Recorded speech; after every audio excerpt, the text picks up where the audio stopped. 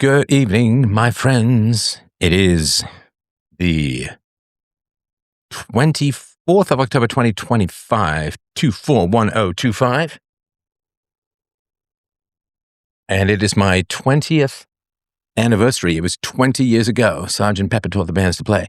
It was 20 years ago that I got my first article published on Lou Rockwell, The Stateless Society and Examination of Alternatives. And I've not aged a smidge, a little teeny tiny bit. So anyway, I hope you're doing well. I'm happy to chat about, maybe I'll do a whole show this weekend about the last 20 years. I don't necessarily need to do it with you if we have people who want to talk. If we have people who want to talk, I'm certainly happy to hear. I'm here to chat. I'm here to listen. Thanks to everyone who dropped by this afternoon. A very interesting series of chats. And let us go with Adam, A-D-A-M. If you want to unmute, I'm all ears.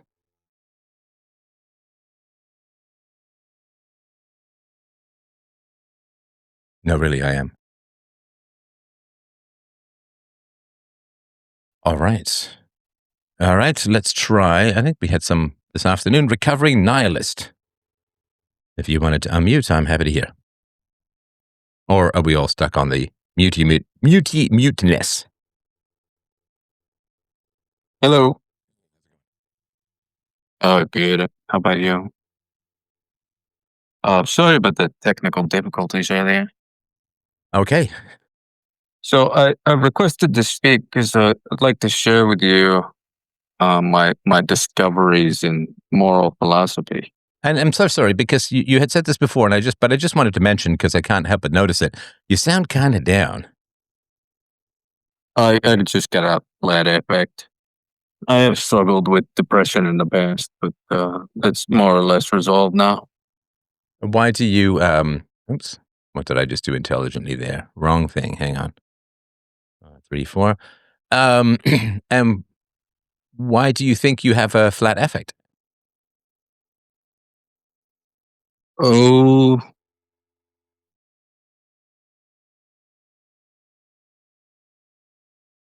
yeah. I think I had a sort of habit of repressing my emotions for a very long time, to the point where I'd say I sort of stopped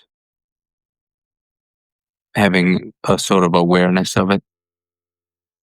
Awareness of what? The emotions or the repressions? The emotions.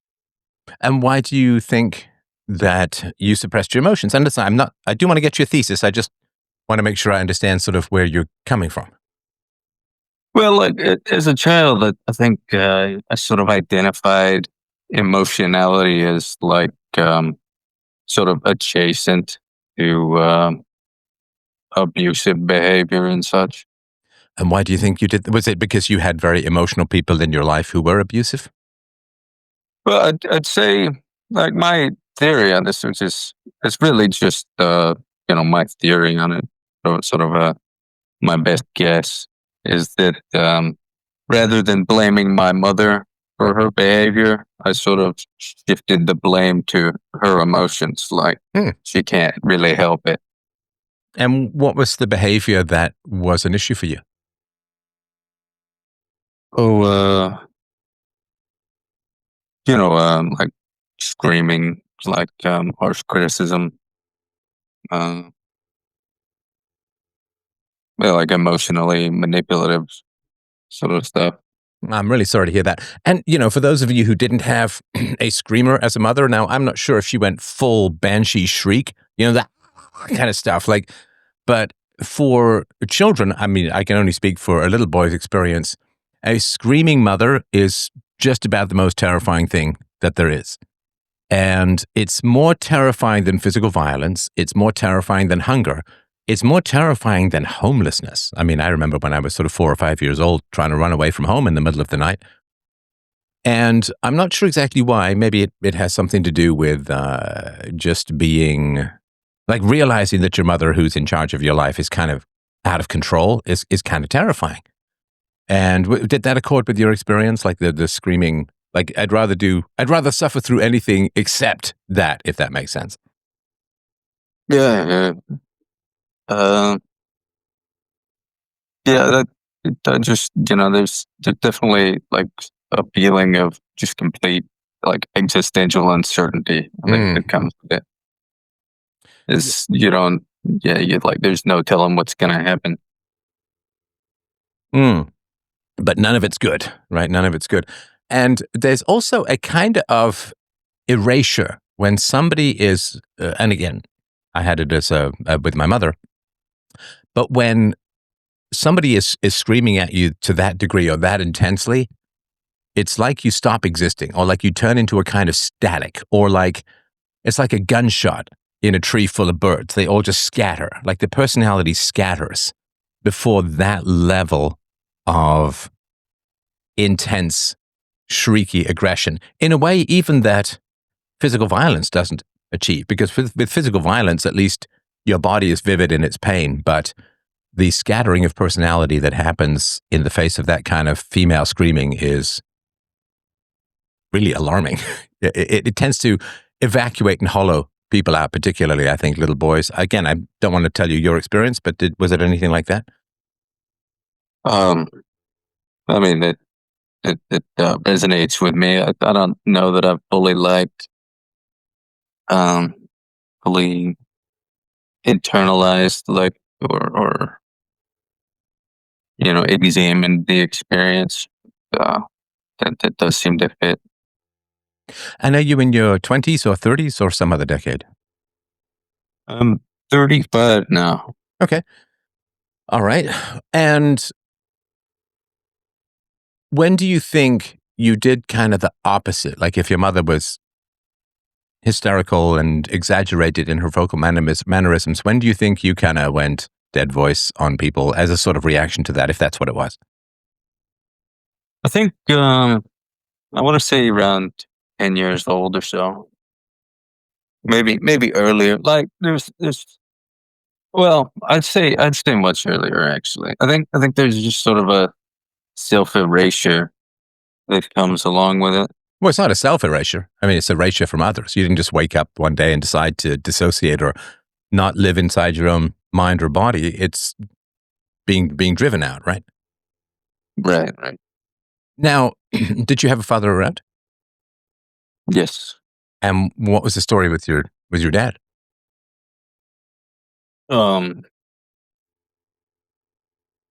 I mean he wasn't the best dad and like he didn't he could have done more to sort of prevent the abuse. But um I don't really know what more to say about it. Like I don't want to Was like try and make excuses for him or something, but I do think he's a decent person. a decent person. Okay. Was he also aggressed against by your mother, or was he an aggressor himself, or did it not happen? He was also aggressed against. Okay. So your mother bullied both you and your father? Yes, yes. Did it go with them? Up more of the same. I think my sister like suffered some a little more like physical abuse than I did. I think. And from your mother, right? Yes. And was your father violent or abusive at all? No. Not that I recall. And are your parents still together? No. What happened? Or when did they split? Or Uh, die? they they they divorced years ago. But after I was an adult, And who divorced who? um, my father um divorced my mother. And do you know why he divorced her, or what did he say? I mean, they just couldn't get along. Well, like we all knew why. You know, it was a long time coming. I think he had a bit of like a savior complex for her, and I think he finally kind of got over that. Okay. And how old were you when they separated? I think about 25. Okay. So all the kids were out 10 of the years house. ago. Is that right? Um, no, my brother was still living with him. Okay. My younger brother. Was he close to adulthood? Oh yeah, he's 17 or so. Okay. And have you talked to your parents about the issues you had with them when you were growing up? Yes. And how did that go? And good for you, by the way, but how did that go? I went how you'd expect. I think I just don't really talk to my mother. And, like I've got a decent relationship with my father. He took the criticism like about as well as anyone could. And what was the criticism you had? I appreciate your honesty, by the way, but what was the criticism you had? Well, I don't know if I want to get into those details. And again, don't talk about anything you're not comfortable, but was it sort of along the lines of, you kind of married a crazy screamer and failed to protect us? Yes, yeah, And did he say why he married her? yeah. I've got a pretty good understanding of sort of the series of events that led to it. Because, she's not someone that a healthy person would choose to marry. Is that right? Right. And so did he marry her because she was pretty or sexy, or because he had his own mother who was a screamer and that's all he was used to? There's usually some common The latter. domino. Sorry, go ahead. The latter. Yeah, he had a abusive borderline mother as well. Now, that doesn't explain why he married your mother, though. Yeah. Because you could say, man alive, do I ever know how terrible it is to have a screaming woman in the household, so the last thing I'd ever want to do is marry a screamer, right? It's the old thing, like, I don't touch alcohol because my father was a drunk, as opposed to I'm a drunk because my father was a drunk, right? You can easily react Yeah, the other way. he clearly lacked the self-awareness or the awareness, like, generally to know, like he hadn't, like it took him till like, not that long ago to finally fully like acknowledge how abusive his own mother was. Okay, so he didn't acknowledge that his own mother was a problem, and then it reproduced, right? Right. So, and I'm not disagreeing with you about your father. I'm just kind of curious. What is it that you find decent about your father? You said he's a decent man. He's not. He wasn't like overtly abusive in any way, But that's not the definition of or decent. Come on. even Come on. That's not the sort of, definition. The definition or of even decent, like, the definition of decent is not having children with an abusive, violent woman and not being overly abusive yourself. That's not decent, right? yeah. Well, like it was just like I'm getting started. Okay. Sorry. My Like apologies. Go ahead. I think he has virtues. Sure, like he's a hardworking man and relatively honorable in most domains.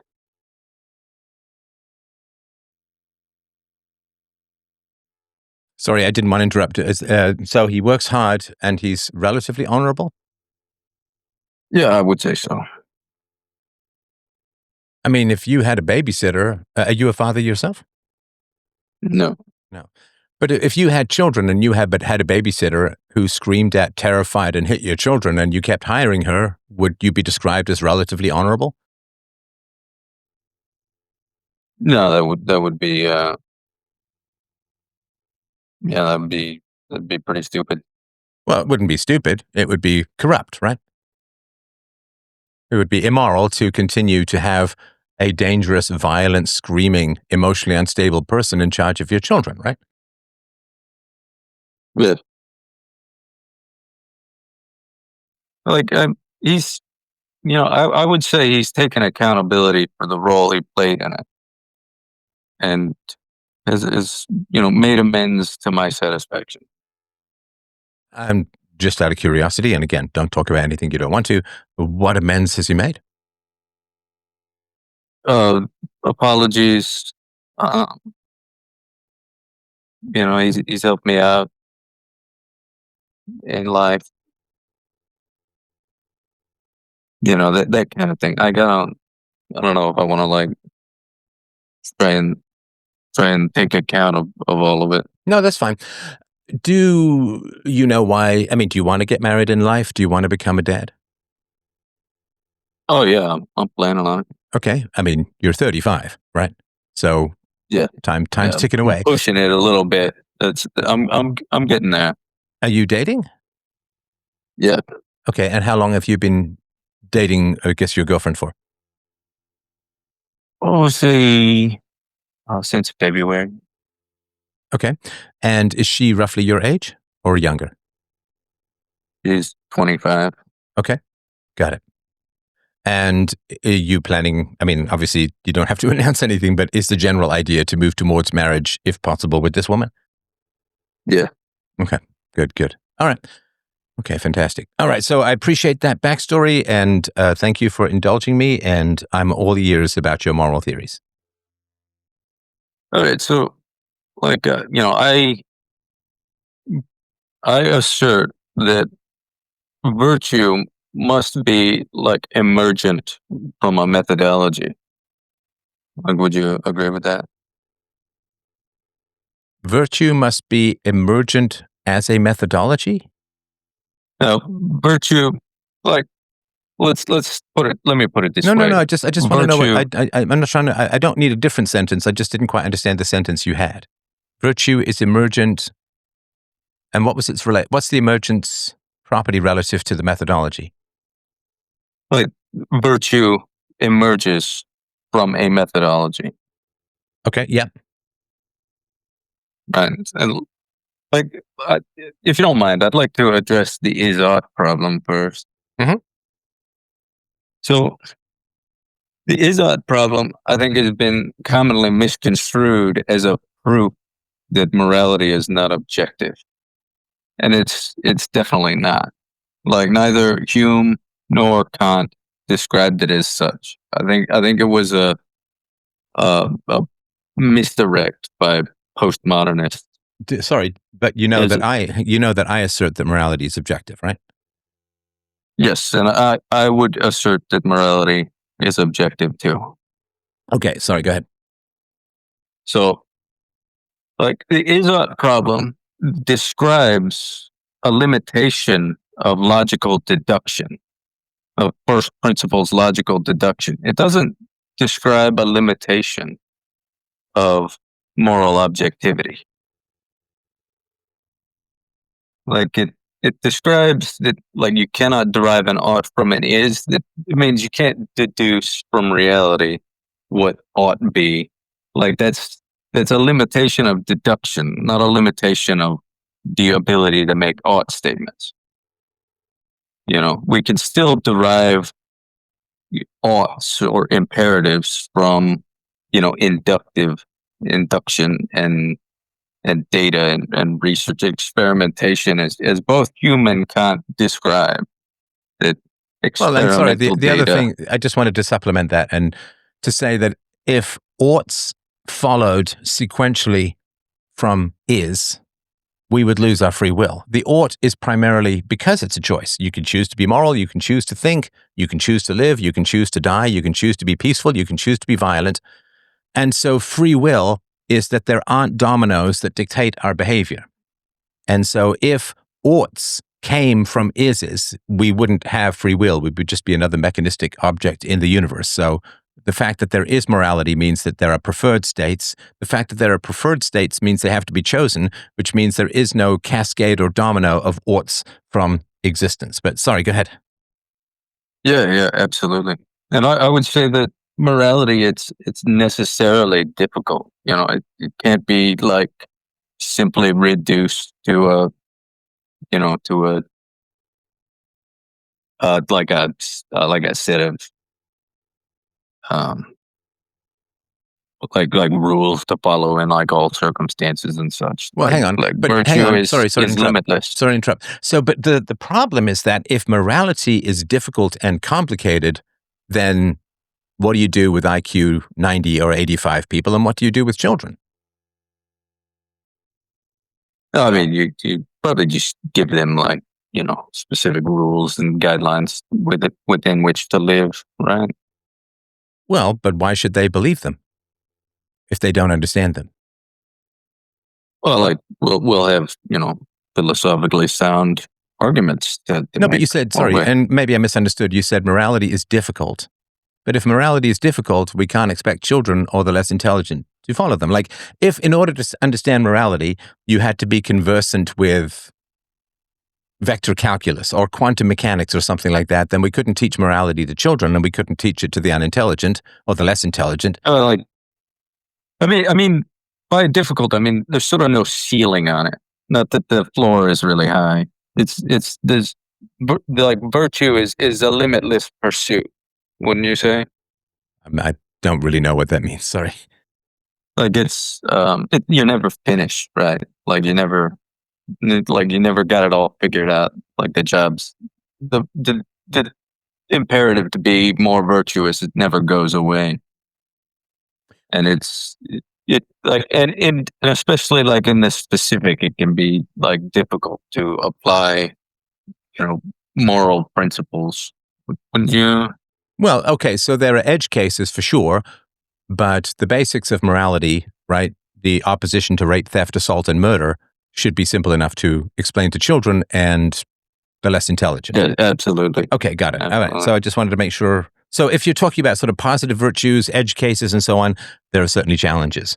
But in terms of teaching a sort of 3 or 4 or 5-year-old about basic morals, it should be possible. And for people who are less, I mean, there's going to be a certain threshold by which, like, I don't know, IQ 70, or like, there's going to be a certain threshold under which people are just not morally responsible because they don't have the brain capacity to compare proposed actions to any kind of ideal standards. But for the majority of people, it should be explainable when they're very young, and it should be, people with a low IQ should be able to, you should be able to explain morality, basic morality to them. Right. Okay, so sorry, go ahead. So I posit the existence of a methodology which all virtuous people share in common. And that therefore virtue is that which emerges from that methodology. But that's circular, right? Yeah, it is. Okay, so don't do circular, right? Because circular is not valid, right? So if you say there's a methodology for morality that all moral people follow, it's like, but you haven't established morality, so how would you know that people are moral who follow it, right? And so you have to establish morality and then compare people's actions to that moral standard. But you can't say all the people who are already good follow the same methodology of my proof of morality, because that's begging the question, right? That's assuming that people are good when you're still trying to establish what goodness is. Yeah, well, like I'm positing the existence of this methodology, right? I don't know like the precise nature of it, but like Okay, so I let's think it'd talk be- about. Sorry to I think it interrupt. would be Let's like- let's talk about the methodology. What's your methodology for establishing virtue? like I don't have that yet. Like that's what I was saying. It's like I don't know the precise methodology that makes people virtuous versus unvirtuous. Well, hang on. There's nothing that makes people virtuous, because that would be to force them or something like that. By which people are virtuous. No, I think. Sorry to be annoying. I think you said you want to say something like, I don't know the methodology by which we establish and prove virtue, or what virtue is. Or determine it. Yeah, to decide and define virtue. But like I'm talking about like the methodology by which people make their choices and by which people make virtuous choices. Yeah, so there has to be a standard by which you would judge whether a proposed action was virtuous or evil. Right. Like this is sort of the basis for my theory as a whole. Like I don't yet like have the precise nature of this methodology. Okay, But so I would did say discover. Yeah, so I don't really know what we've established so far, other than you need a standard by which to determine good and evil. Now, I've written a book, I guess close to 20 years ago, called Universally Preferable Behavior, a Rational I am familiar. Sorry to interrupt. Yeah, I'm not. I am You familiar understand with it's a it. live stream, right? So I'm not just talking to you, right? All right. Sorry. Thank you. Okay. So I have written a book called Universally Preferable Behavior, a Rational Proof of Secular Ethics, that is available at freedomain.com/books. It's free. And by the way, Drew, thank you for subscribing. Tips and donations for my 20th anniversary are very gratefully and humbly and appreciatively accepted at freedomain.com/donate. You can, of course, also subscribe at freedomain.com/donate, and then you get access to hundreds of podcasts, private live streams, history of the French Revolution. You get the 22-part introduction, history of philosophers series, and so on. It's really, really great stuff. So, and also I'm releasing the audiobook of my new book, Two Donors First. So freedomain.com/donate. Okay. So, and also if you want to get a shortened version of my theory on ethics, you can look at the last third of my book, Essential Philosophy, at essentialphilosophy.com. And so, I appreciate your comment, but I'm not really sure what we're doing other than saying there should be a methodology that you haven't worked out for virtue. Right. So what are we doing here? If you're saying, I think there should be a methodology for virtue, but I don't have one and I don't agree with yours. Oh no, I didn't say I don't agree with yours. Then what are we doing here? I mean, do you agree with UPB? Okay. So you gotta let me finish my sentences, please, please. Do you disagree with my formulation, say, as to why theft can never be universally preferable behavior? No, not at all. Okay, so that's good. Is there anything else that you wanted to mention? I've discovered like 4 prerequisites to virtue, like as part of determining this methodology for like what that virtue comes from. And I think they have great utility if you're interested. I'm not sure what you're saying. If you don't have a methodology for determining virtue, but you have prerequisites for virtue. It's a hypothetical. Like I don't think it's like possible without great like iteration or okay. So I don't know. I don't know if you communicate. Do you think that you make a lot of sense from the outside? I'm not saying you're crazy or anything like that, but from the outside, do you think I know what you're talking about? Or, we've been talking. Now, of course, I took up a lot of the, half hour, 20 minutes we've been talking with questions about your history, which I appreciate, but I'm no further along in understanding. And I do have to, I've got people who want to call. I've got people who are listening live. I've got people who've been listening later. So I'm not sure what it is that you want to get across from me at this point. Well, these 4 prerequisites to virtue, I think it's valuable. But you don't have a method. Hang on, but you don't. I mean, what is virtue? You don't know. So how can you have a prerequisite for? Hang on. Again, you got to let me finish. How do you have prerequisites for something you don't have a methodology for? These are axioms. That's I believe these are self-evident. They're sort of by definition like necessary for virtue. Okay, like, so give me the first one, and maybe I can understand. Humility is the first prerequisite. Like, unless you believe perhaps that people are born virtuous or that they have some inherent virtue, like being virtuous or trying to be more virtuous is a necessary component. And sorry, I don't know that I'm putting it that well. Okay, so humility is a prerequisite for virtue, and what else? Accountability. Okay, and what else? Freedom, and ability. Okay, I mean, I don't have any particular arguments with that. So, is there anything else that you wanted to mention?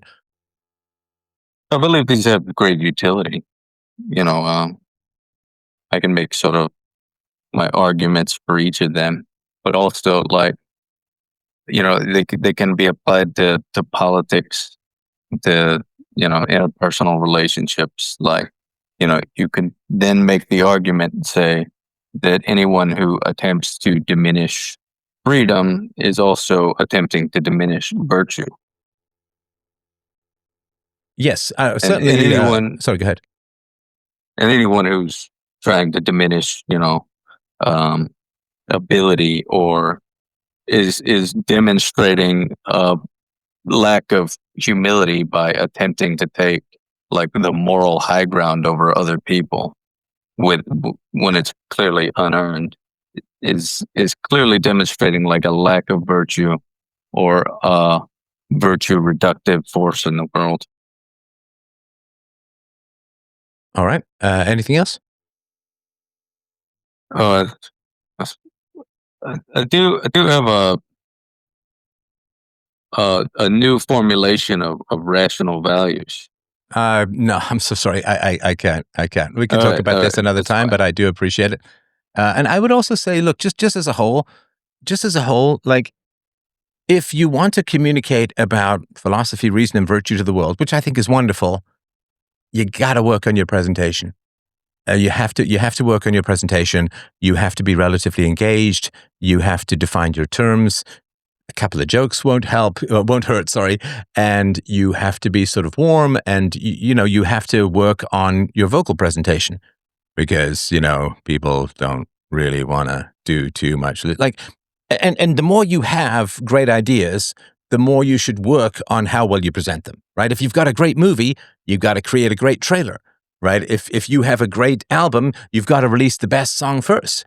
And so when it comes to communicating, this, I hate to be rude to the prior caller. Obviously, he cares about this stuff, but this sort of soul sucking droning is just not going to be helpful in getting philosophy across to people, because people have to want to listen, which means they've got to know what it is that you're talking about.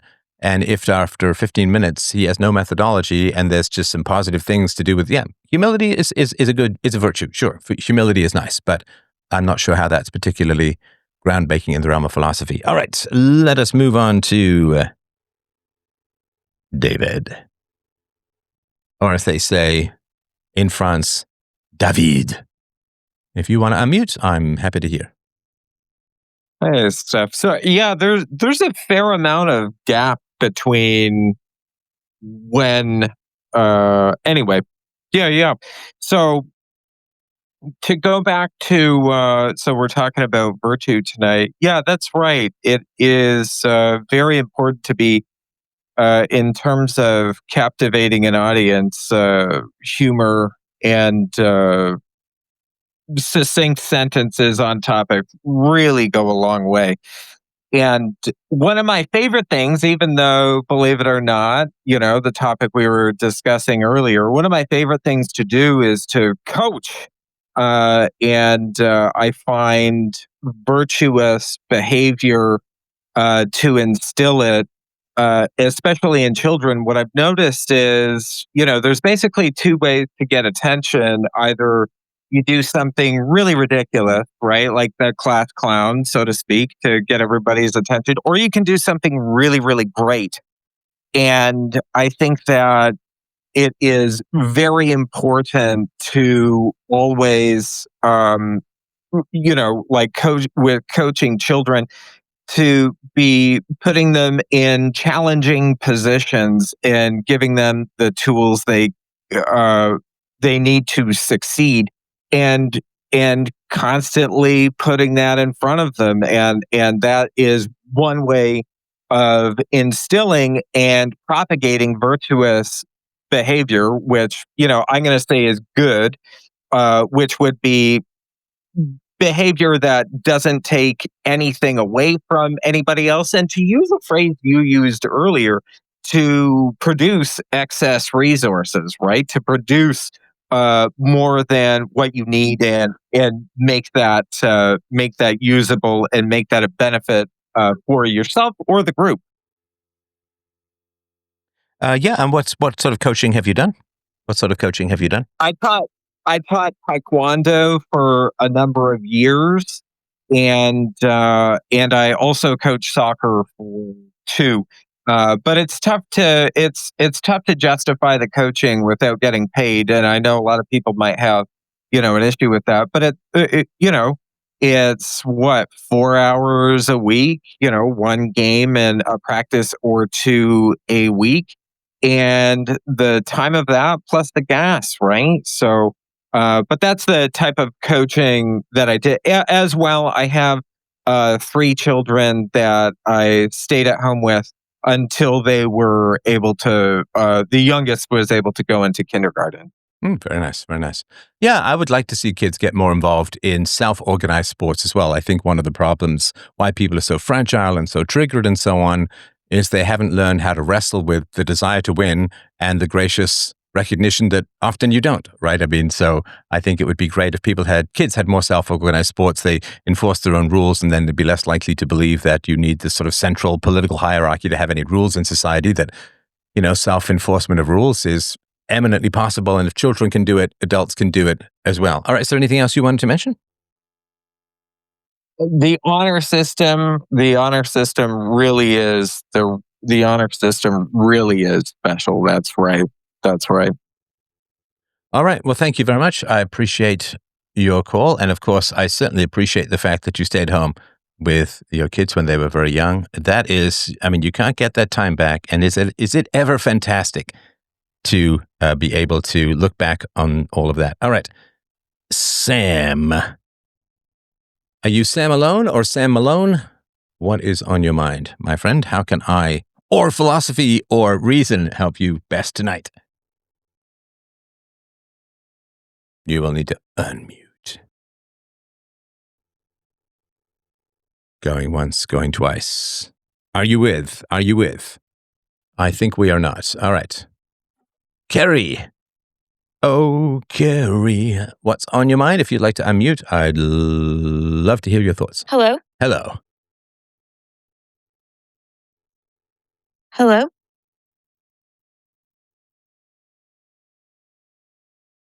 Yes, I'm talking now. I'm not sure if you can hear me. Hello. Check your output. Hello? Yes. Can you hear me?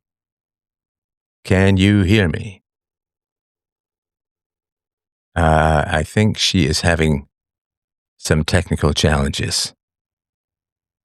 All right. Are you muted? No, she's not muted. No, sorry. I muted you there. Hang on. Let me go. Can you hear me? Yes, I can hear you. Yes, I can hear you. All right. We're going to have to go with the man they called Brian. Brian, if you would like to unmute, I'm here. I'm not sure what happened. Well, I can't hear you. Well, if you can't hear me, I can't do the show with you. So you do need to be able to hear me. Yes, Brian, go ahead. Holy cow. I'll call back in. awesome I'm to- sorry. I don't know what's happening. All right. Again, between that. Sorry, Brian, go ahead. Hey, really nice to talk to you. I've been listening to you for a long time, so this is kind of cool. Yeah, so I just kind of have a weird dilemma that maybe you can help guide me with. Is that okay? I love weird dilemmas. All right, sweet. All right, so, oh man. All right, so I recently left my job that I had been working for 12 years in pursuit of like working in the as an electrician, doing an apprenticeship. And I will let me preface this. I'm married. I'm 36. I was working previously in a job that I really was unhappy with. I was making a modest amount of money, very, very comfortable. My wife also works. She's actually the breadwinner at the moment. She's making a lot of money. But I'm kind of in a spot where I've got a little bit of lapse in between my next step in this new career path, and I'm kind of I don't know. I kind of feel it's been like a week that I've been without this job, and I'm starting to feel like a piece of crap.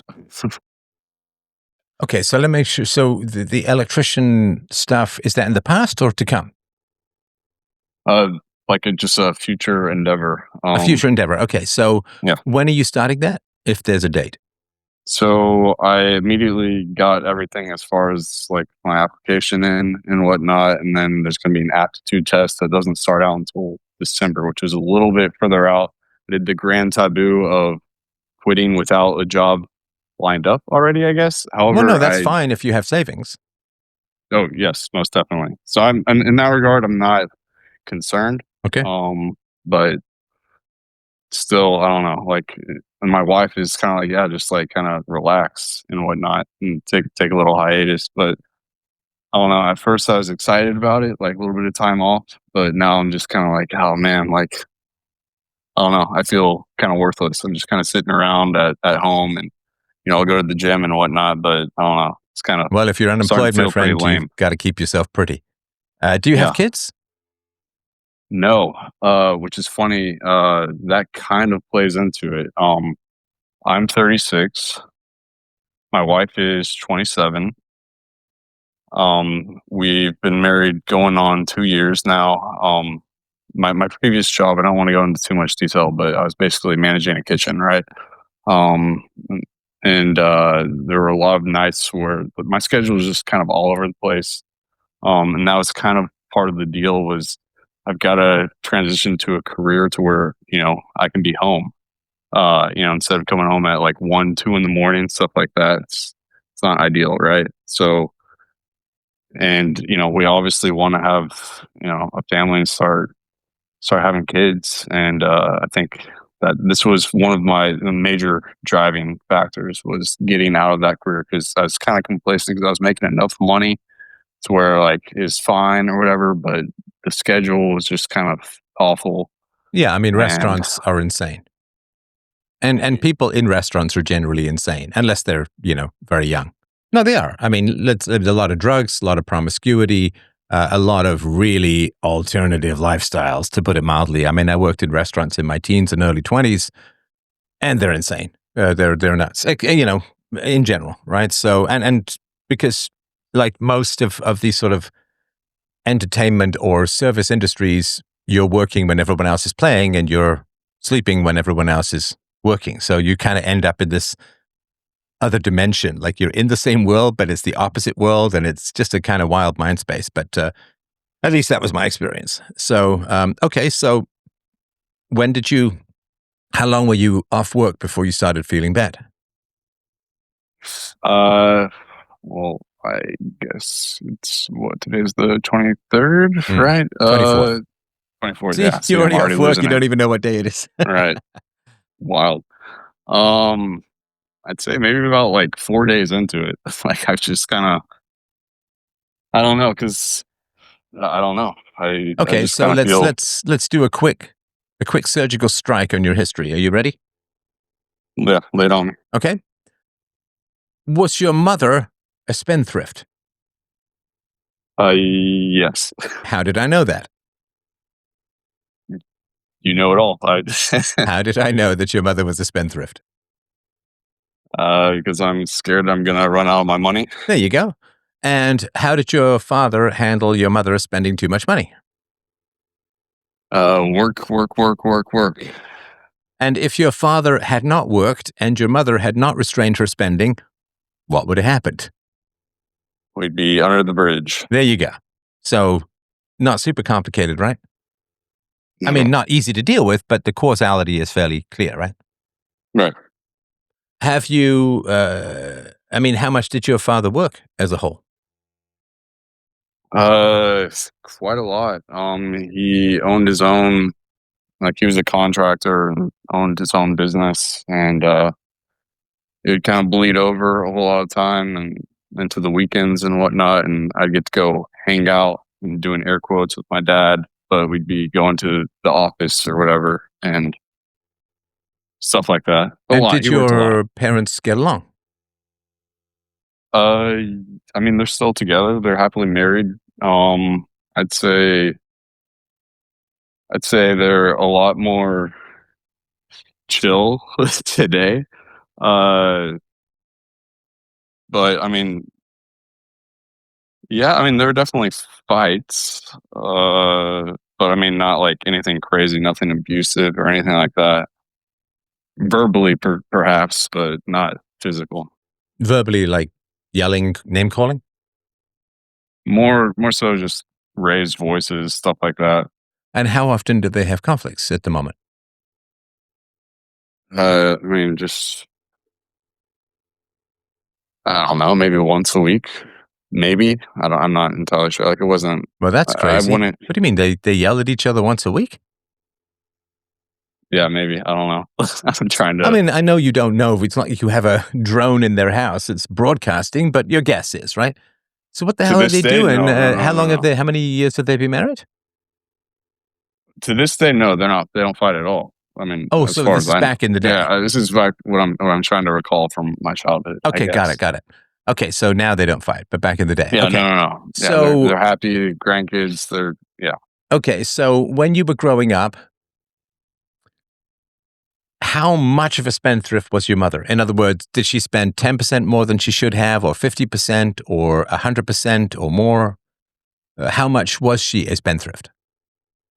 I mean, we were never like in a spots where I never had anything that I was never in need for anything. But let's just say she had a new a British car that was constantly in the shop, and money didn't seem to be a problem for that. So, Oh, she had like a Jaguar or something?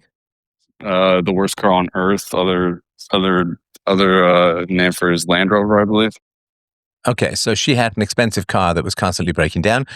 Did you guys have a bigger house than you could easily afford, or were there other things that were like vacations or other things that were expensive? Amazon trucks parked in the driveway, anything like that? Relatively. I mean, we grew up in a nice part of town. Nice suburban house. The trips and everything. I mean, everything was. I'd say we were living a lot bigger earlier on, and then maybe in high school everything started to kind of slow down. I think that kind of reflected with the economy and whatnot as well. But I mean, nothing. I don't know. Nothing too crazy. I mean, we used to take a lot of trips when we were younger and whatnot, but somewhat within means, I guess. And did your father have a lot of anxiety about money and work and paying the bills? Okay, what's the background noise there? Is there anything you can I do do to control that? apologize. Yeah, my apologies. All right. Is he anxious about money? I mean, yeah, I guess is kind of always somewhat front of mind. We also had I want to try to avoid being like super.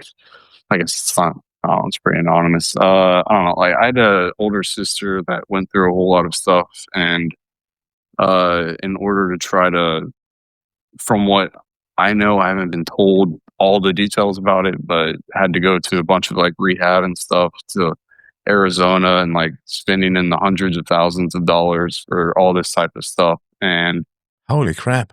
to no avail or whatever. So she was a drug addict? I think she had an eating disorder. Oh, she had an eating disorder. Yeah, and there was a lot of stuff going on with that, and I think that caused a lot of stress, I guess, within the household. Well, yeah, no kidding. And eating disorders are notoriously tough to resolve. And so But she still has an eating disorder, is that right? no, she's 100%. Through the grace of God, come. Oh, sorry, I thought you like said to no avail. full turnaround. Oh, sorry, my vocabulary is not the best. I'm Oh, going to okay, be an so electrician she's after all. better. Yeah, she's doing great. She's got kids and everything. Okay. Loving husband. Yeah. Okay, and do you have any idea where that may have come from? Not particularly, no. Okay, is your mother a perfectionist? Maybe. Not really. Okay. Does your mother have any obsessive compulsive disorders? She used to be, I don't know, just like real freaked out about like safety and all that kind of stuff, I guess, but like she's not like doesn't have to like step over cracks or anything crazy like that. Does your mother, how focused is she on external approval, status, or validation? I'd say growing up more so than she is now. Well, I mean, we can only deal with the origin of your sister's eating disorder, so we can only deal with how things were back then. Okay. So if your mother was asked, what is the primary value that you provide to your family or provided to your family when your kid's growing up, what would she say? She was a stay-at-home mother that provided for all of us, and Well, no, cooked your meals, father, hang cleaned on. Your Oh, yeah, father you're right. provided for you. So what did and I'm not saying she didn't do anything. I'm just curious, what would she say was the primary benefit that she gave as the stay-at-home mom? Raised the family in a loving manner. Okay. I don't know. So in what, and I'm not disagreeing with you, but in what way would you say she was loving and wise and helpful and a good mother?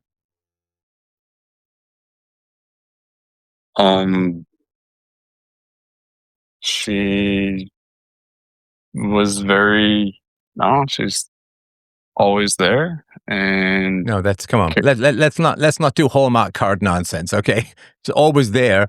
You know, I've got a camera in my studio that's always there, right? So, okay, let me ask you this: what moral lessons did your mother teach you that you still find of value to this day?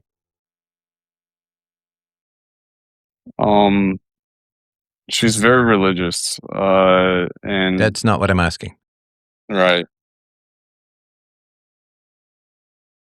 Or Well, I mean, even if we don't say moral, what life lessons, what ways of understanding the world, or being successful, interacting with people, or making plans, or what wisdom did she impart to you as a kid that you still find of value to this day?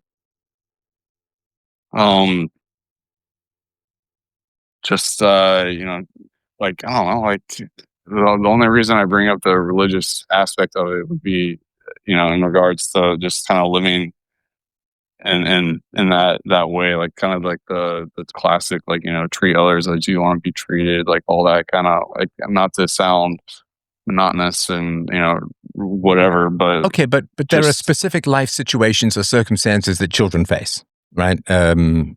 You're not a parent as yet. I hope you will be. But your children go through specific issues and challenges, right?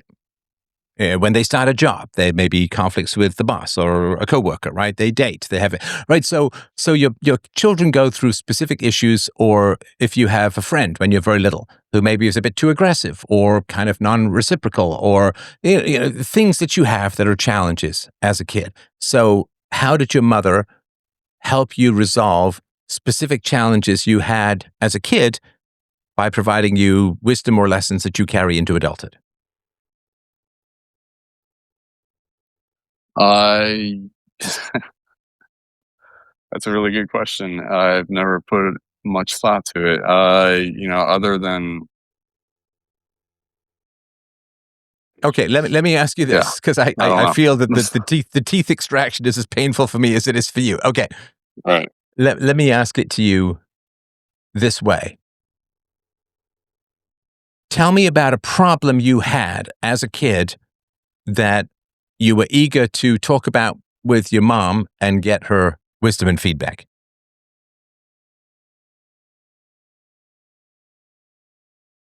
Uh, yeah, I think we're pulling teeth here. Nothing is. I don't know. Maybe Okay, getting bullied by a kid or Let me ask something. you this. Yeah. Because again, I don't want you to turn yourself inside out. I don't need to see a spleen. So let me ask you this. Tell me about a time you had a problem as a kid and went to your mother for help, and what happened. Right. I guess growing up with. Yeah, Okay, I know. I'm I know. dying This is here. the I'm worst. just I dying know. I here. know. I'm just trying to think. Like, all right. Okay, Like, it shouldn't be I hard. It struggled shouldn't be with. hard to think about. Yeah. So the general answer is you didn't go to your mom for help. She didn't help you out with problems when you were a kid, so she didn't really parent very much. I mean, she fed you. She maybe played some board games with you. She read you stories and stuff like that. But that's kind of bullshit when it comes to parenting. Parenting is your children have challenges in life, as we all do. You sit down and help them work through those challenges with youthful principles to carry them through life. That's parenting. That's what you do. That's the whole point. I mean, the whole point of going to engineering school is you learn principles of engineering that can carry you through your entire career, right? You don't just hang around the engineering building and play checkers, right? Oh, the university took good care of me. Did they teach you anything? No, but I had a buffet. There was a cafeteria, and I had a place to sleep. Like, did you learn anything? No, parenting is about teaching children useful, actionable principles, hopefully moral ones, that they can use to navigate, progress, and be successful over the course of their lives. Did your mother provide that? Yeah. I mean, yeah. No, I get what you're saying 100%. I just don't, just trying to, I don't know, I guess there's nothing that, was particularly impactful in that regard that I can just Okay, you pull can't from remember my anything. brain. Okay, I let's mean, just I be don't blunt, know, right? like getting, Particularly impactful. I mean, I can read between the lines. Okay, what about your father? Did your when you had a problem in life, in school, with a friend when you were little, with girlfriends, peer pressure, drugs, alcohol, drinking, sex, all of the stuff that you have to navigate as a teenager, did you go to dad and say, Dad, bro, I got a big problem. I don't know how to handle it, blah, blah, blah, blah, blah. And he gave you, really helpful, useful, practical advice that carries you through to today. yes. Okay. So I don't know. I want to say I'm one of three, and I kind of just, I don't want to say I raised myself up on bootstraps, because no, like obviously that wasn't the case, but like sitting down and getting like the nice lessons. I mean, I guess, I don't know, let's say in school when I was struggling as a kid, I guess once I got into maybe 5th, 6th grade or whatever, and my math was, struggling and whatnot, I'd be falling asleep in class. Tutoring doesn't count. Right. I was getting tutoring and all that. But like the next step was going to a psychiatrist and getting Adderall, basically. And no. Please tell me that the sum total of your father's help was not nuking you with SSRIs. No, I mean, no, but I don't know, just like your typical, you gotta, stand up for yourself, be, you gotta make a man of yourself and whatnot, all that. What does that blah, mean? blah, blah. What does that Yeah, mean I in know, practical terms? That mean that's It means, like a nutritionist saying, "Well, eat healthy." It's like, okay, but what does that mean in practical terms, right? right. No, you're spot on. So you were largely untutored.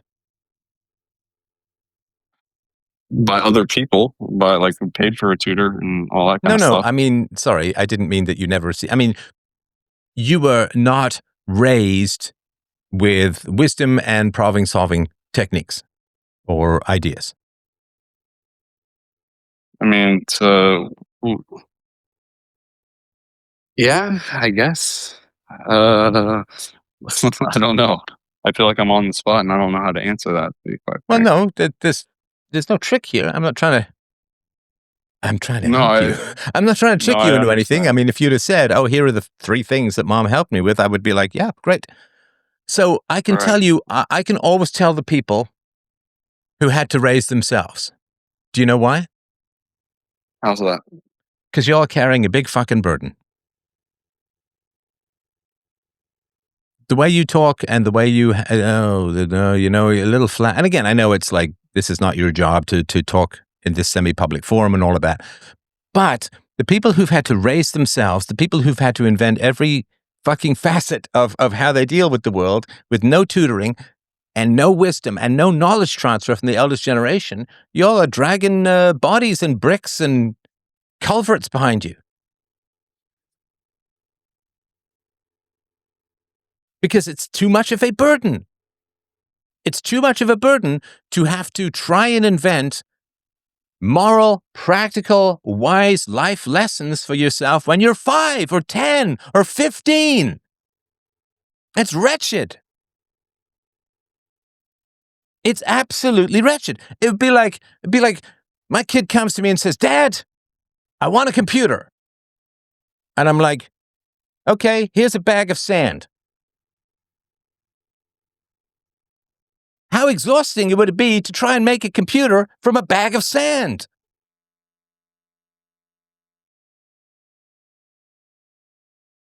"Dad, I need to learn how to write letters.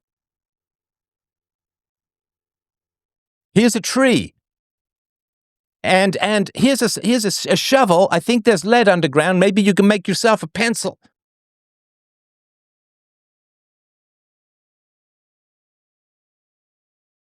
It's a burden. And it makes you not look forward to parenting. Because the question is, and this is what I'm trying to carve and differentiate for you, right? And what is parenting? Parenting is the development and inculcation of moral knowledge for your children. Here's what's good and bad. Here's what's right and wrong. Here's how to productively negotiate and navigate your way through life so that your kids get wisdom. Now, you don't need money for that. People talk, "Oh, the kids who inherit a bunch of money." It's like, I don't care about the money. I care about the wisdom. Because without the wisdom, it's almost impossible to get the money.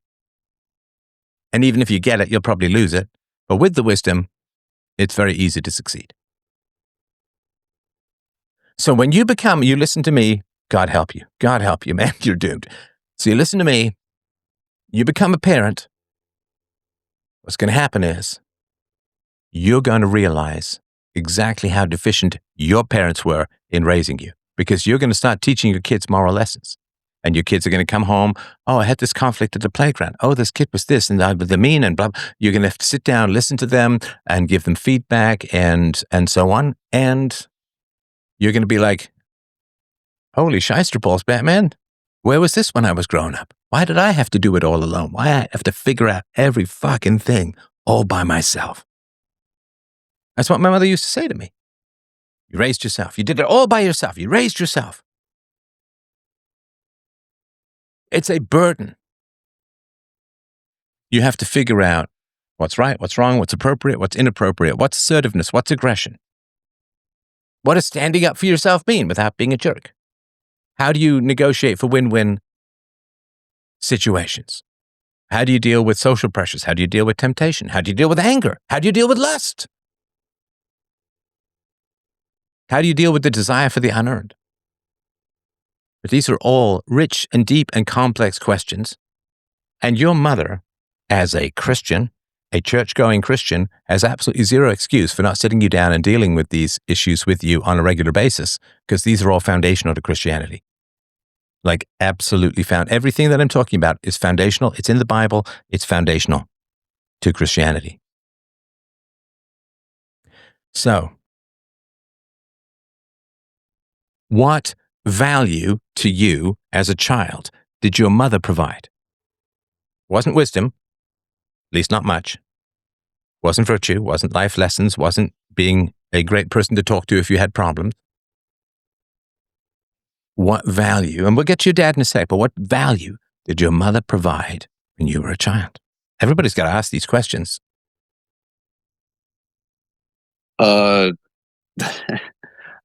Unconditional love.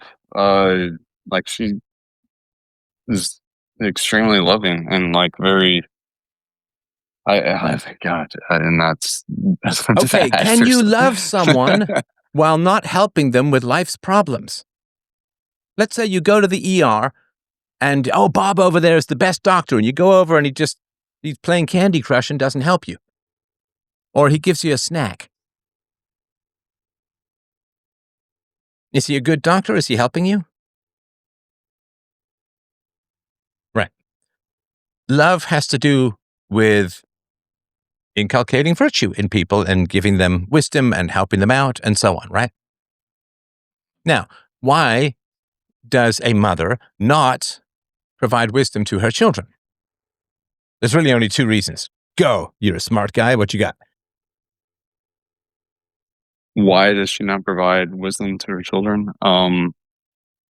Because lack thereof? No. No. Yeah. Number one, she doesn't have it.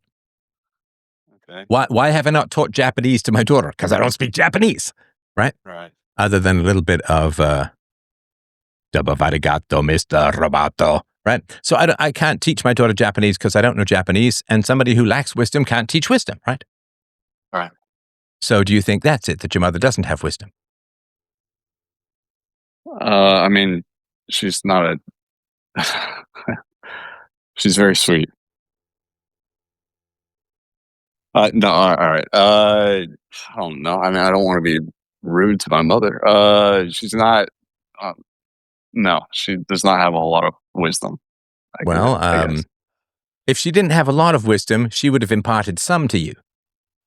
Let's say she's only 50% wise. Maybe she could only help you with half your problems or all of your problems half as well as she could have, but you got 0 as far as I can remember. So either somebody doesn't have wisdom or they have wisdom, but they don't care about you enough, or it's not important to them, or anything like that. Now, what does the Bible say about imparting wisdom to children? That you should. You must. Yes. You must spare the rod, spoil the child. The rod being the shepherd's guide of instruction, right? You must impart moral wisdom to your children, or the devil will take their souls to hell forever. Like it's pretty high stakes poker, right? So why wouldn't, and your mother went to church, she read the Bible, she had access to moral wisdom, why wouldn't she transfer that to her children? Well, perhaps I misspoke when I don't know. No, listen, if you've got something that you remember now, I'm not trying to, this is not a one-way court or anything like that. I mean, if there's something that you remember, I'm happy to hear it.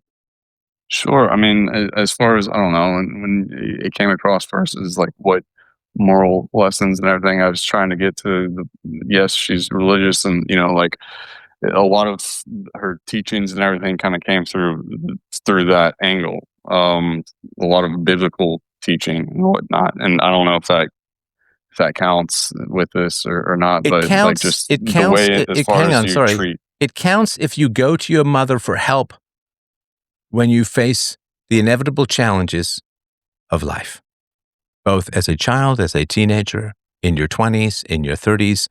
Do you go to your mother and say, I would really like to get your wisdom and counsel on this issue? I would say as a child, yes. Because I did ask you earlier, I'm not trying to pick on you. I asked you earlier what you went to with your mother as a problem with a child, and you couldn't remember anything, which again, I mean, it would either be a lot, in which case it's hard to differentiate, but if it wasn't much, you'd remember the instances where you did, right? Right. Okay, so we don't have to, I'm not trying to throw your mom under the bus here, right? So I'm just pointing out a deficiency because I want you to know why you feel bad. Okay. So, are you're, how long have you been with your partner? I've been with my now wife about 6 years. 6 years, okay. And does she work? She does. Okay. What value did your father provide to the family outside of income? Well, with income comes stability. No. In a sense. No. Outside of income. Nice try. Okay. I know you said outside of income, but let's focus on the income. No, let's try it. Just right. Without income.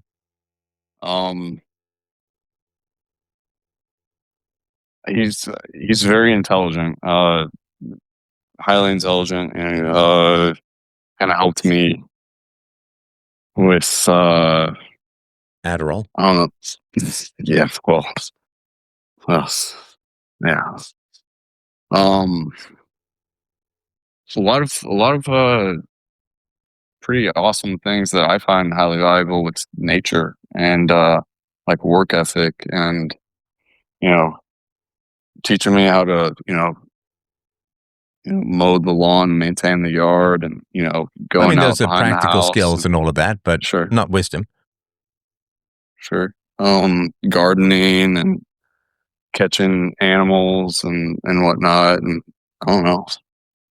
I mean, whatever. I guess we used to build rockets and stuff like that. Okay. Um, Do you know what a woman is saying when she spends too much? What is she saying to her husband? I need more. No. Or, I don't know. She is saying, I want more stuff and less you. Okay. Does this make sense? Yeah. I mean, I guess. Yeah. Let's say she wants to refinish the basement, and this means overtime for 6 months. Then she's saying, I would rather have a finished basement than have you be home more for 6 months. Yeah, that checks. Right? Mm. So your mother preferred money to your father in general, overall. This is because a spendthrift, like if let's say I was spending a lot of money and that meant my wife had to work overtime for months, right? I'd be like, well, I'm not going to spend money because I'd rather you come home. I'd rather, we do our thing. We go for walks. We, cuddle on the couch, whatever it is, we chat. I would rather you be home. Like, I don't want stuff. I want you, right?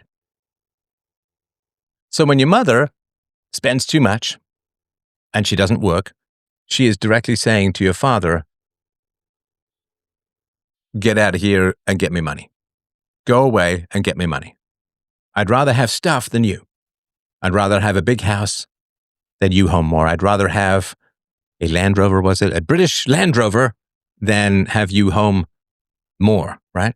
So if your mother chose stuff over your father and your father went along with it, it meant he had to buy his way into your mother's affections. It meant he had to pay for his positive regard. In other words, if he'd have said, no, I'm not paying for this stupid Land Rover, like I'm not paying for you get a domestic, get a local, get a whatever, I get a beater, right? Right? I mean, I would rather live in a bachelor apartment with my wife than in a mansion if that meant I saw her less. Because relationships are everything in life. I'd much rather spend time with my lovely wife than have a big house to wander around alone in, right? So your father had to buy your mother's positive regard. In other words, if he didn't give her money, she'd get upset, she'd get mad, she'd be cold, she'd storm around, she'd be distant, she'd withhold sex. What? I don't know what. But there's a reason bro went out onto the endless treadmill of work, work, work to buy his wife useless stuff because he had to pay her. And if he didn't pay her, she'd be mad, right? So when you don't have an income, you're afraid that your wife is going to treat you like your father's wife treated him. Who am I without feeding money into the endless vagina dentata? Chomp, chomp, chomp. Like a Miss Pac-Man with the glowing dots of male balls. Did I get there? Yeah, I want to say like that, that's a pretty spot on for how I feel 100%, but I don't want to say that's 100% like the actual case, but No, that definitely please. is something that is within me. I am not trying to throw your that's your maybe wife. I'm not trying to throw your wife under the bus here. I'm not saying it's No. true. Right. I'm not saying that she will. That might be but this is your father's anxiety. that might be Give something money that's or going on get in my bitched head. at. You're good. I am good. I will not argue with you when you're right. So, yeah, listen, you are worth infinitely more than money to your wife. I'm sure of that. And men as a whole, do not be bullied into being a workhorse. Don't do it. It is bad for you. It's bad for your wife. It's bad for your children. In Christianity, are you supposed to prefer material goods or the love of your husband? Well, Does Jesus say what matters is useless stuff you buy rather than time and a good example and the transfer of wisdom to your children?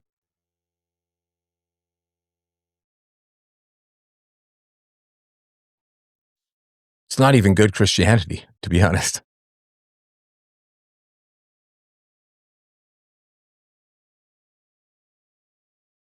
So I would talk to your dad about this and say, you worked a lot. Mom seemed to buy a lot. Like, what was going on with that? Because what we make conscious, we can choose about. What we leave unconscious runs our lives. We don't even know. We just do, right? Right. Does that make sense? No, yeah, spot on. All right. I appreciate that. And great job navigating a rapid fire college show. Well done. All right. Should we try Kerry again? Kerry. Good evening. Good evening. Can you hear me? Yes. Sorry about that earlier. No problem. Wow. I was going to ask you a question about free will, but I loved that call. That hit home. Go on. I appreciate that. You were going to ask me a question about free will, but you chose differently. Well, no, I still can. I just wanted to let you know how much I appreciated that last call. Was that because of the jaw-dropping, glorified, brilliant insights, or was it because it hit home to you, or both? Both. Tell me how it hit home for you. The glorious insights we'll take for granted, but tell me how it hit home for you. Oh, boy, I raised myself since I was 10, probably. I just found friends' houses to go to, and my parents would find me. They weren't really looking for me. They'd find me if it was my turn to do chores or something. But I think that's where my perfectionism and kind of OCD came from, was if I could be perfect at my friends' houses, their parents would let me stay. I could stay school nights, I can go on vacation, I can go to the lake with them every weekend. So I learned to be perfect. Same with my teachers. I did straight A's, and my nickname in high school was Goody Two Shoes, because I didn't want to do anything that would make people think I was like the rest of my family. Goody two, goody two, goody two shoes. Don't drink, don't smoke. What do you do? No, and I had a friend, had a good family, and I would go up to his cottage, and I can't even tell you how helpful I was at that cottage, because I was just like, I will do free labor just to be away from home for the weekend. You need an outhouse moved? I'm on it. You need a snowmobile repaired? I'm on it. You need wood chopped? You need anything? I will do it all. I will be your absolute cabin boy just to be invited back. But sorry, go ahead. Yes, and my friends would get irritated because their parents would say, "Why can't you be more like Carrie? She's so helpful." I knew where everything in their house was because I'm the one that washed it and put it up, and so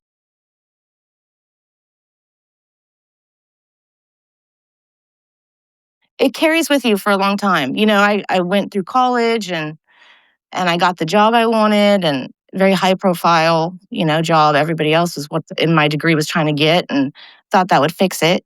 And it just never did. Fix what? Fix what? Fix what? Fix my feeling that I had to prove I wasn't like my family. You mean if you grew up with an irrational family, becoming a public rationalist philosopher to distance yourself as much as possible? Sorry, Carrie, I don't know. I have no confluence with what you're saying. It's a complete mystery to me. So please explain it to me, because I'm lost. No, I think that's why I've gravitated to you so much since you've been back, because I'm like, oh my goodness, I relate to so much of this, except for I didn't become a brilliant philosopher and 20 years of brilliance. I'm sure you are absolutely wonderful in your own profession. And how do you think this affected your personal dating marriage life? Oh, very, very badly. I finally got adopted by a church family, kind of adopted, not really, but Yeah. my last couple years in high school. And they, they pushed me into marrying at 18 because they wanted me to be pure and all that. And we didn't make it through college together, married. So then I just decided I wasn't going to do that again until I was 30. Oh, but you got married again? Yes. And how's that going? Oh, it didn't go well. Oh dear. I was like, I'm rooting for you, Carrie. I'm So rooting, see, baby. no. It doesn't go away. So anyway, I have 2 children, and I'm married now, and their stepdad's awesome and everything. But I have a hard time listening to all the virtues and all the talk about how women are supposed to be a certain way, because I do the best I can with what I was dealt.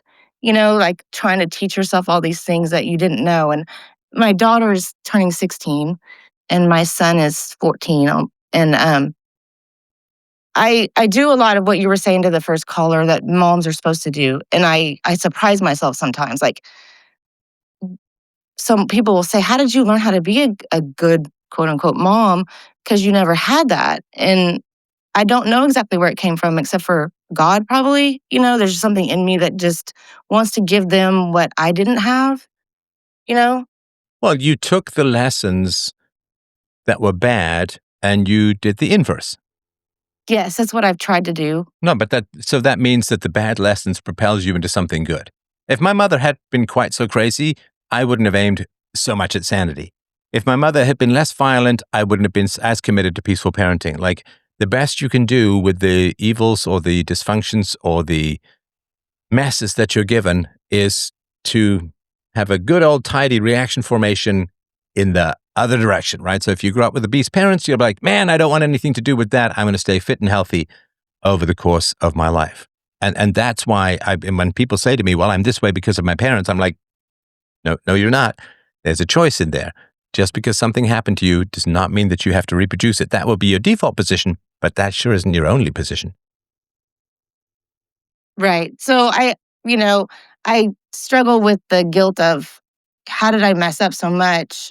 But then I still ended up in a good spot where I have, 2 awesome kids that know they're loved and they can come to me for anything. Like my son's never been in trouble. He got in trouble for writing in the bathroom at school, junior high, and For writing in the bathroom? on the stalls, he graffitied. Oh, graffiti. Okay, yeah. He Use hate graffitied now at the before the stalls. post-war rush. Yeah, got it.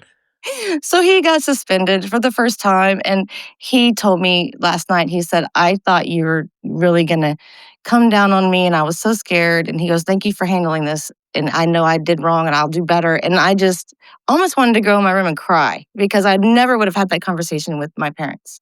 It was like, you did wrong. You shouldn't lie, this, all the things. But then in the end, he knows I love him. He knows that I believe he's going to, not do it again. He learned from it and he's a good kid.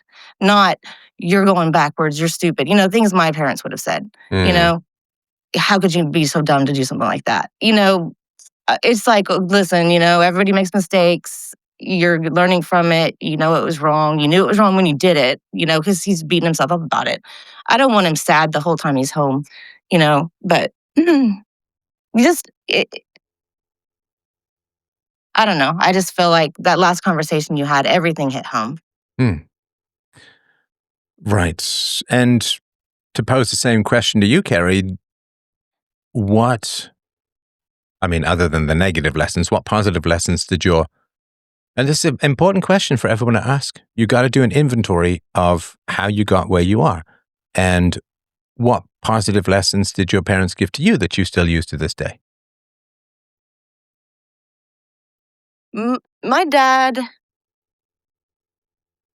he grew up without a dad and joined the military early. So he didn't really know how to be a dad. Okay, so you're starting off with excuses. Right? Don't do that. That's your dad talking. Well, daughter, if you're going to go on the public airwaves and you're going to talk anything negative about me, you better give me a lot of excuses first. No, forget the excuses. That's not what I asked for. Everyone's got excuses. He was good about teaching the basics. Don't steal, don't chew with your mouth full of food, wash your hands. He taught us to fish and those things. But Okay, moral lessons. no, no. Neither one of my parents taught me any of that. Well, I'm sorry about that for sure. I mean, there's a negative to that, but there's a positive too, which is that to me, it's a lot easier to make art on a blank canvas than try to adapt a bad painting. And so, sorry for the rather labored analogy, but because my parents taught me nothing, I could create just about everything. Whereas if my parents had taught me stuff, I would have had to undo that, change, rewrite, and so on. And so for me, it's kind of like if you need to write a story, you need to type a story. I used to have an electric typewriter when I was a kid. You need to type a story. You want a blank sheet of paper. Otherwise, you're just typing over other stuff. It's really tough to read. So I'm sorry that you didn't get any lessons, but that probably had something to do with the amazing progress you made with regards to your own parenting. Yes, I gravitated to the church myself also. Like my family didn't go.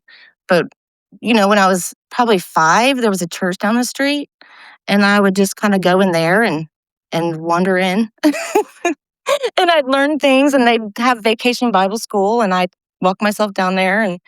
And so I got those lessons kind of just from the church searching. I was searching for something had to be better than what I saw at home.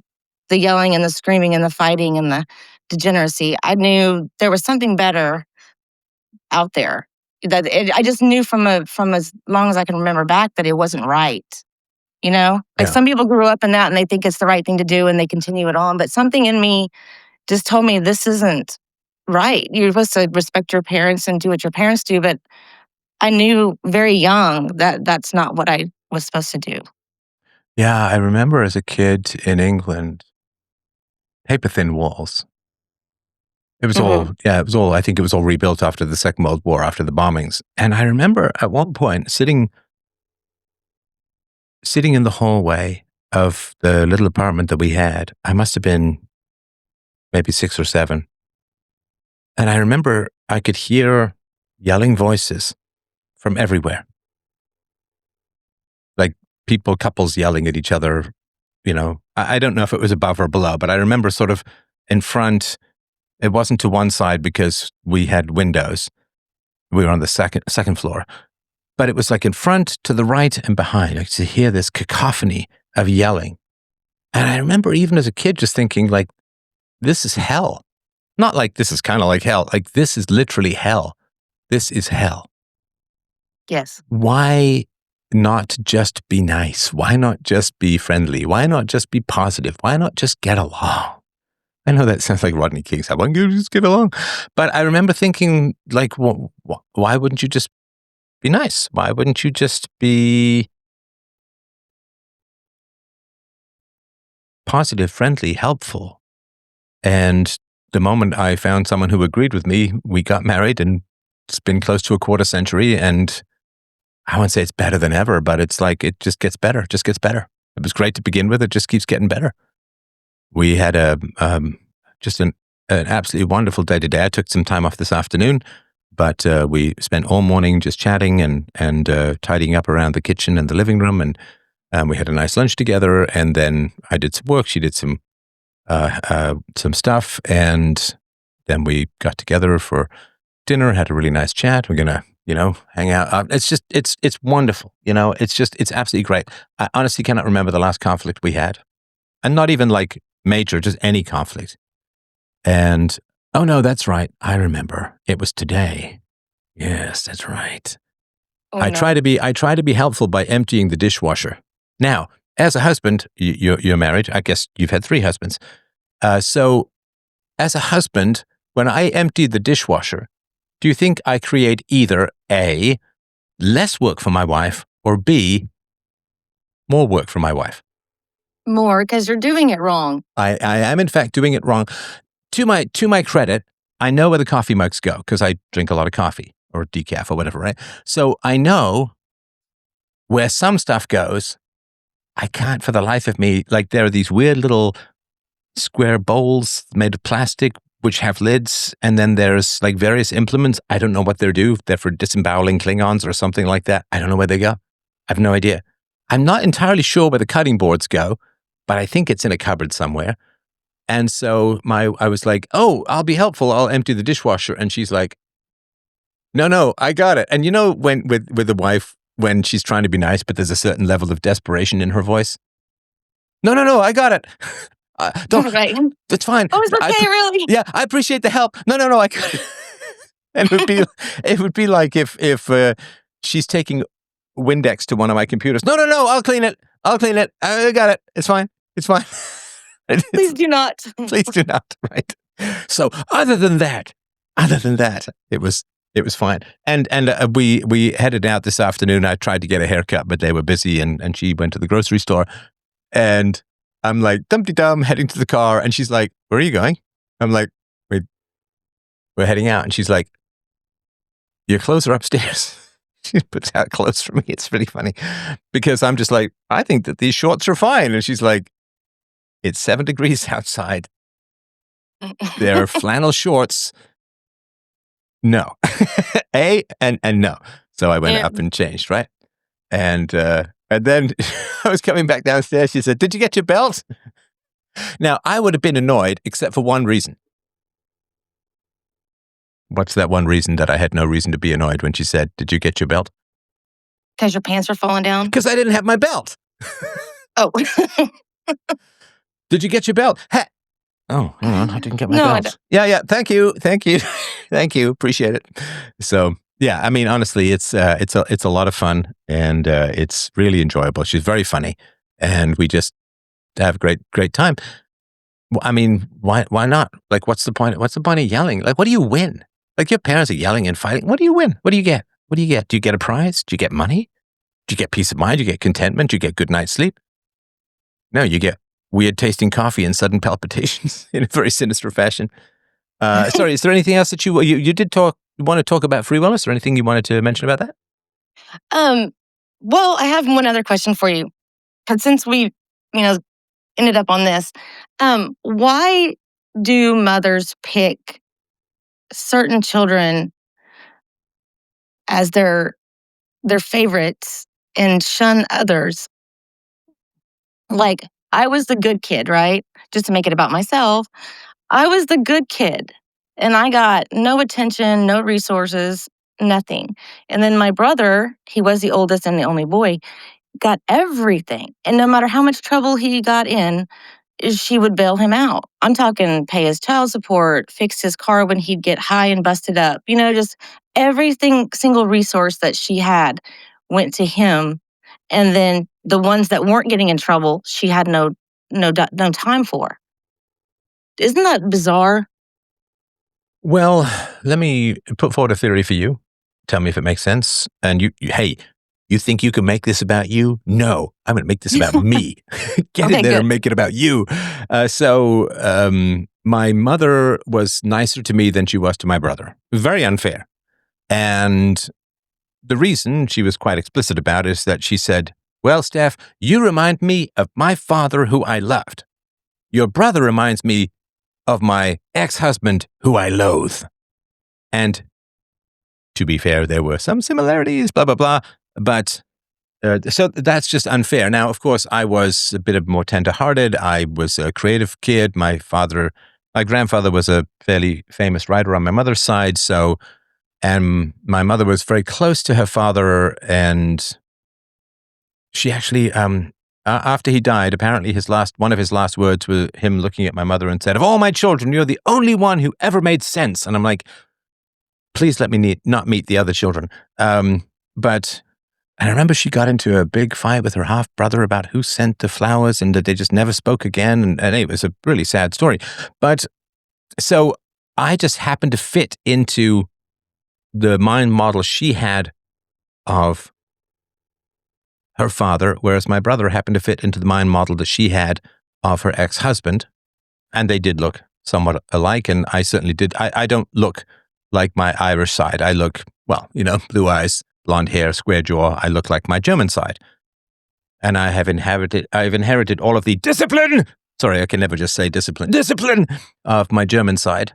But there sometimes can be those kinds of coincidences which may have shown up in your family. And the other thing that I would say is sometimes parents pick out a favorite in order to further punish the others. See, we can be nice.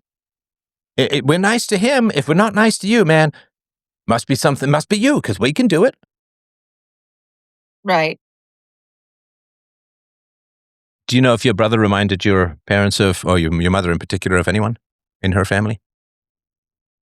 Well, she had 5 brothers and only one 12-year younger sister. So the boys, she probably wanted a boy, and then she had 4 girls afterwards.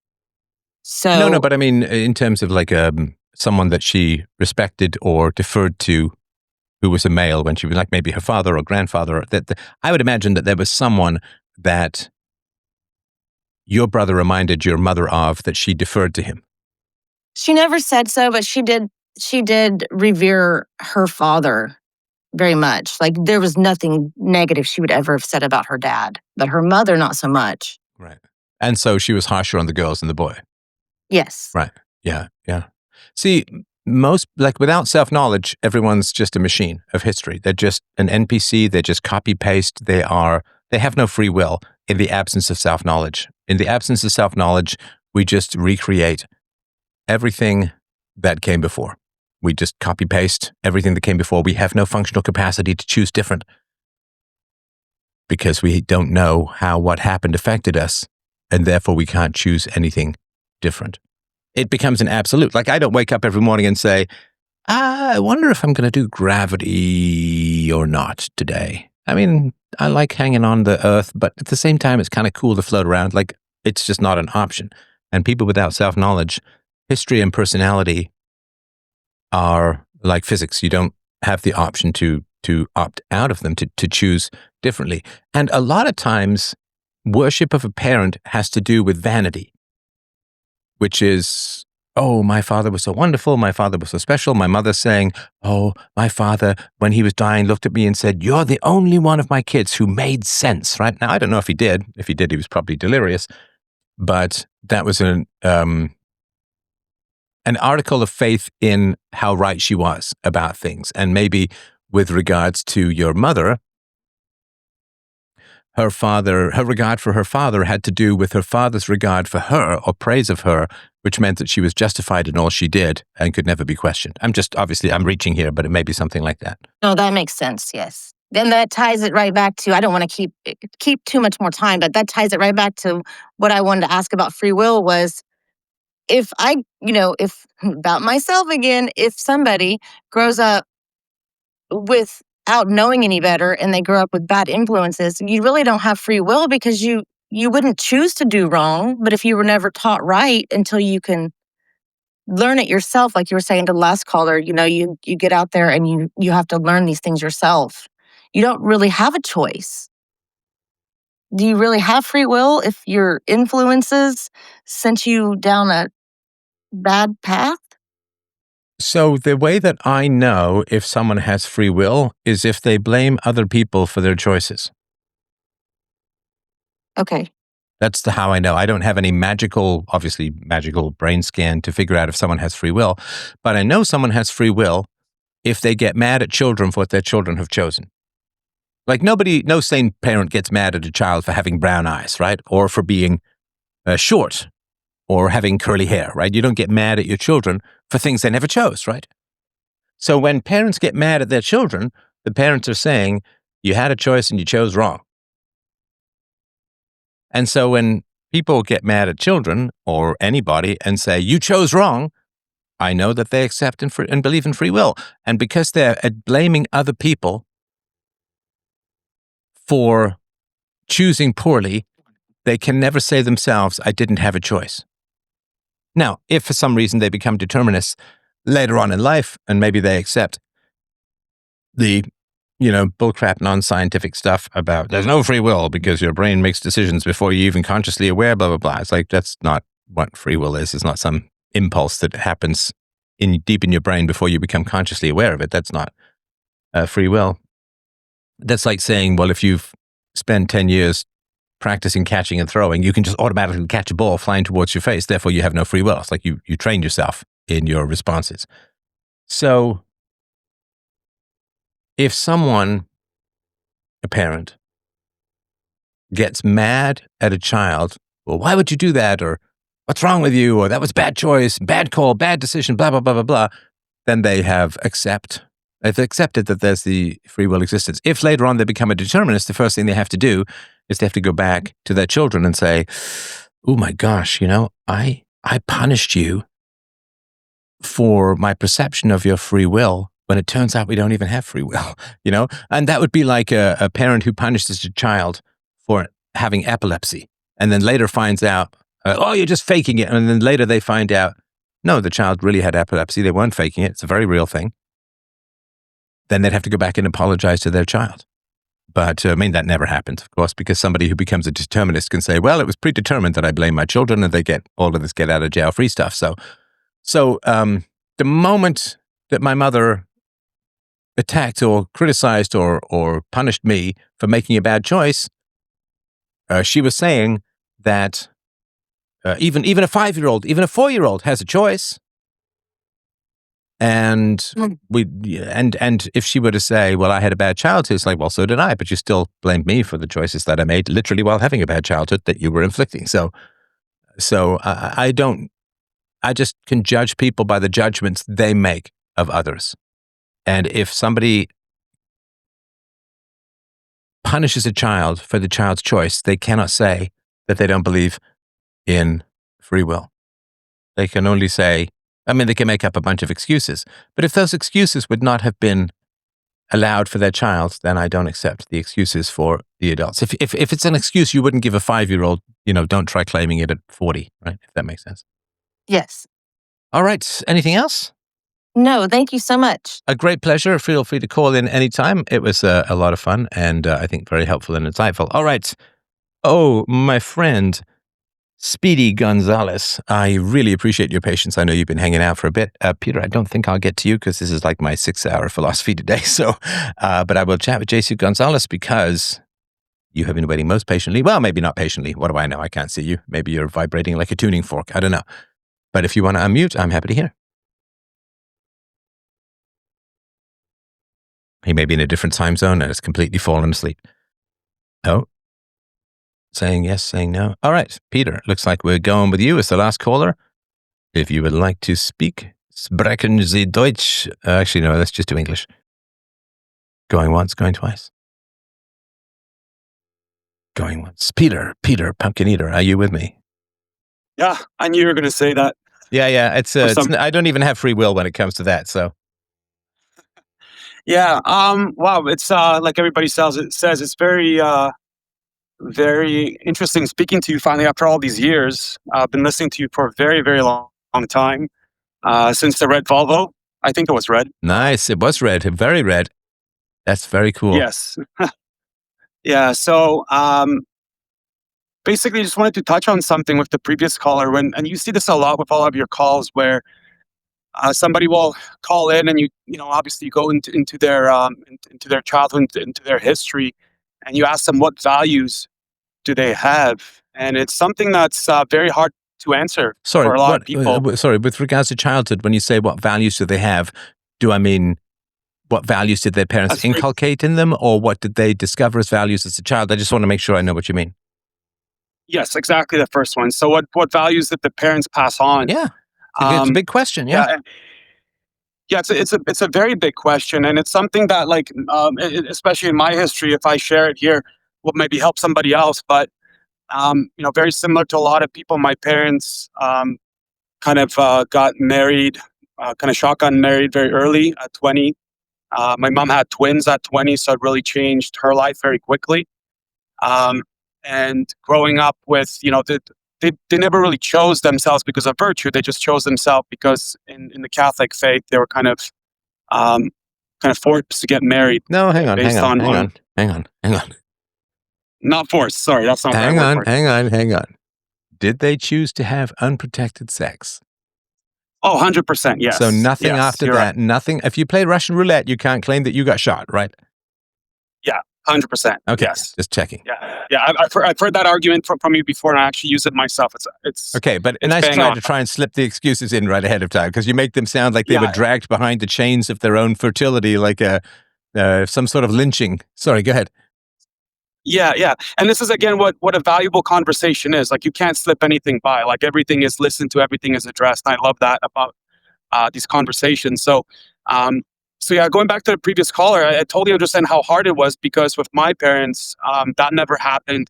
We moved from Eastern Europe to North America, let's say, and my mother never really wanted to be in North America. She wanted to go back home. So she basically stopped being a mother. Like, she would not do a lot of the things that mother would do.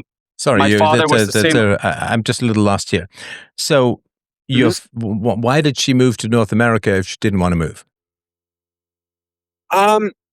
The country that we were in, Poland, basically back in the 80s, was under communist regime. So it was, everything, everything that's kind of happening now in slow motion kind of happened very quickly in the late 80s. Mostly the currency collapsed. There was not much of a future. And my father basically had to escape to Crete, pretend to go on vacation, because he couldn't really leave Poland at the time. So hang on, sorry. Your mother wanted to stay in communist Poland? She wanted to stay where the family was, right? And we and you didn't really know what was out there. That was her only kind of frame of reference, I think, if I was to speak for her. And so she wanted to stay with family, but she also understood why my dad wanted to move, because with 2 kids, there really wasn't a future in Poland at the time. And I think a lot of people did that migration from Poland during that time to all over, United States, Canada, and so forth, Australia. Well, I mean, women prefer socialism and men prefer capitalism. Women prefer security and men prefer freedom. So, in general, right? So, I can see why there would be that difference. That's a great point as well. Yeah, and so, but anyways, in terms of us living in another country, away from our grandparents, we didn't have any family here whatsoever, and so she basically went into this mode where she would just sit on the couch, watch TV, and not be at all involved in with my sister and I. Like she went on And my strike. dad was, yeah, basically, right. Okay, so and again, hang on, sorry, that arises out of a lack of love for your father. Oh, 100%. Yes. Okay, so sorry, go ahead. Yeah, and it's kind of like a passive aggressive strike, if you will, because it's like, I'm not going to do anything, and I'm not even going to raise your kids. I don't want to be here, right? And my dad was working, 2-3 jobs, trying to make things happen. But he was also, I later learned, he was not from a good family. His father was alcoholic. Well, Poland, So yeah, exactly. I mean, Poland under communism in more particular. But go ahead, sorry. Yeah, no, it was brutal. Like, some of the stuff that you mentioned, like with Bitcoin early on, it's like, I remember at 6 years of age going with my twin sister to the grocery store, and there's nothing on the shelves, and people have no idea how that feels like. And the food stamps that we had, we would give to the lady behind the counter, and she would like reach underneath the counter, and there's some like cheese that she was kind of saving for somebody that, it was totally like one of those. I mean, everybody was fit, that's for sure. Everybody was healthy. There wasn't obesity or diabetes. I guess you can say that's a positive, but it was pretty brutal. And then exactly kind of like what happened in Zimbabwe and Weimar Republic, they couldn't put enough zeros on the back of paper bills to make it worth anything. And the only way that our family survived is we had a little farm, right? We had a farm, we had chickens, we had pigs, and we kind of ate organic, if you will, for quite a while, until things kind of got better. And now, as you know, since you've traveled there a few years ago, maybe 6 years ago now, that Poland is doing quite well. But that underlying philosophy is still, I think, underdeveloped with Poland. I think they have a huge chance of going back to where they kind of left in terms of communism, right? So, sorry, that's kind of like a big segue. But the main thing is that the parents weren't involved. And I remember the first time, the only thing I remember in terms of like a virtue that my father tried to pass on to me, and I didn't even realize it at the time, is to say, he said, make sure you have sex with the woman that you love. So, only going back now, I'm like, okay, he's obviously talking about my mom and the mistake that he willfully made um, by having sex with my mom, obviously, and so forth. Um, but yeah, but going again back to caller's point, there was never any kind of moral lessons passed on. And I remember the first time that I actually learned the first time I kind of realized philosophy, how important philosophy was, when I had my economics test in high school, and the first question was, what's the role of government? I obviously got that wrong, and so I brought that up to my friends' parents, and they just blew up. They just got so upset. They got so mad, and I couldn't understand why. I'm like, how are you so upset? This is just a stupid question on an exam. And that's kind of how I got into Ayn Rand, of all things. And I think after not having any kind of virtue and values passed on from my parents, this is where I think philosophy was such a huge. It's like opening up the shades in a dark room, right? Like it just was so enlightening. Like stuff starts to make sense, yeah, it was huge. And I think you were a very big part of that too. So I just want to say thank you. It still took me a while to find my present wife. Prior to that, I was in a very similar relationship with my ex-wife for almost 18 years, believe it or not. Wow. With no kids, no purpose, no future. It was just going through the motions, every day. And it was and even after listening to you, right, I was still with my ex, kind of going through it all. And it wasn't until I think 5 or 6 years ago, where you said something in a podcast where the whole meaning of relationships or dating and marriage is to make kids, right? It's to make a family, and to go on like that into the future. And that kind of opened me up so much so that obviously a divorce was in order, and a much better situation right now because of you. So 2 beautiful kids. Amazing wife, Catholic wife. So back to the Christian Catholic values, if you will. But we, the values that I'm looking forward to pass on to my kids, a lot of it is I would say 95% of it comes from the stuff that I've listened over the years. So again, just a big thank you to you. That's a beautiful thing to hear, and I really do appreciate you sharing that. I mean, that's the good stuff the philosophy can create and provide in the here and now, so it's not just doom scrolling about things we can't change. So I really appreciate that. That's very kind. Thank you. Yeah, and then just anybody else listening, I mean, it's I'm not sure how that wake up call is, because again, I've listened for so long to you, and it was so fun getting into the technical calls, about certain things like the existence and all that kind of stuff. But in the end, it is really about like what good would you be, let's say, knowing, having all that information if you can't pass it on to somebody, right? And that I think would be best, would be your children and their children's children and so on. This kind of perpetual future that we can, I think, build by pushing these kind of not pushing, but these Encouraging. putting these kind of encouraging, yeah. Yeah, and I my mean, communism isn't it nice to have philosophy that's actionable, that you can actually do something about, rather than, again, just sort of tortured and seeing the end of the world in slow motion, but actually be able to do something positive and helpful. And I guess that's the combination of my sort of German rationalism and Anglo-Saxon practicality is, what's the point of ideas if you can't act on them? And what's the point of acting on ideas that aren't rational? So putting those two together, I think, has been very helpful. Oh, it's huge. It's massive, and you've seen that with the previous callers that you've had in the past few weeks, whether it's the rock guy or others, where they just want to get lost in this. And again, I use a lot of your words, and I credit you a lot. But this kind of like masturbatory nature, where you're just kind of stuck in a world of ideas and realms and never kind of get out of it. And that's kind of what I did with my life for a very long time with my previous wife, and then. You're kind of, and you've said this before, you're kind of in never ever land. You're you're not growing up. You're kind of sitting there.